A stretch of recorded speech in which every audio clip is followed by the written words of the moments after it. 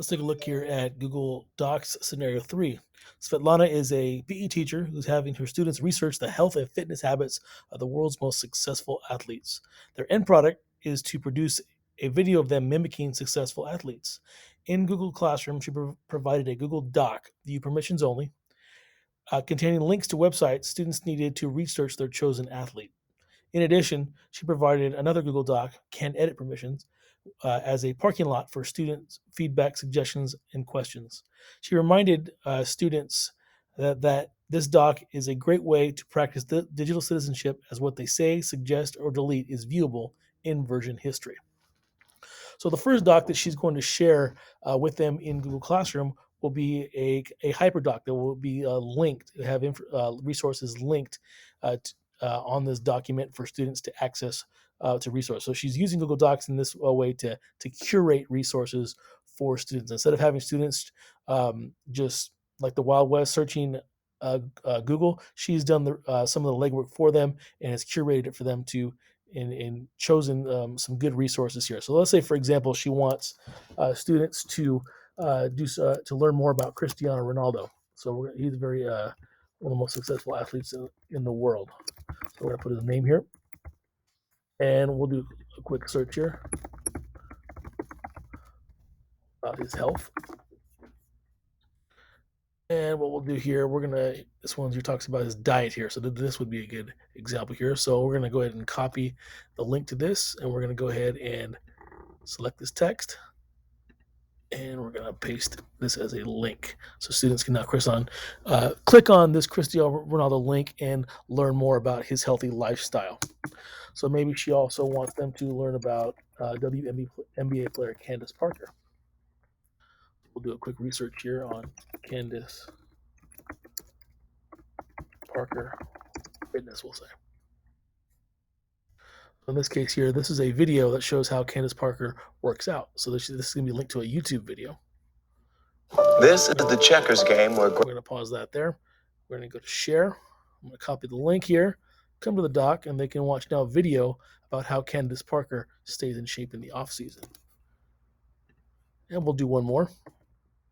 Now we're going to put here LeBron James. We'll do a quick search for LeBron James fitness. So here's one about his workout routine and his diet. So we're going to go ahead and copy the link and link that to LeBron's name right here. Okay, so now we've curated some resources. So the students will be able to click on each of these athletes and learn more about the fitness and health routines behind their tremendous success. So another Google Doc she's going to share is feedback and suggestions, kind of like a parking lot you would do in PD. So what Lana wants to do is know what some of the thoughts are of this research process and kind of gain some insights into the students' thinking while they work here. So one thing she could do here would be to insert a table. And we'll put name, and we'll put feedback or suggestions. So she'll start putting in some of her students' names in here.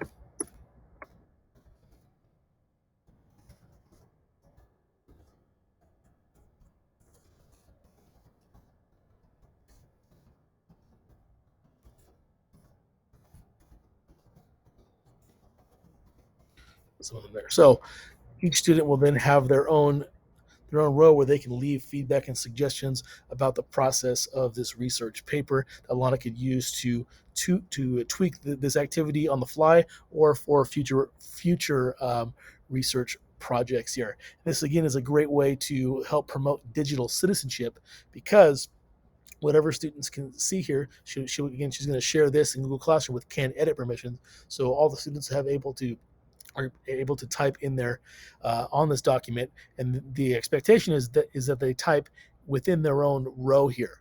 So digital citizenship, good lesson would be here to stay in your row, and whatever that they type is visible by the teacher and other classmates. So it's a good simple digital citizenship lesson if I may.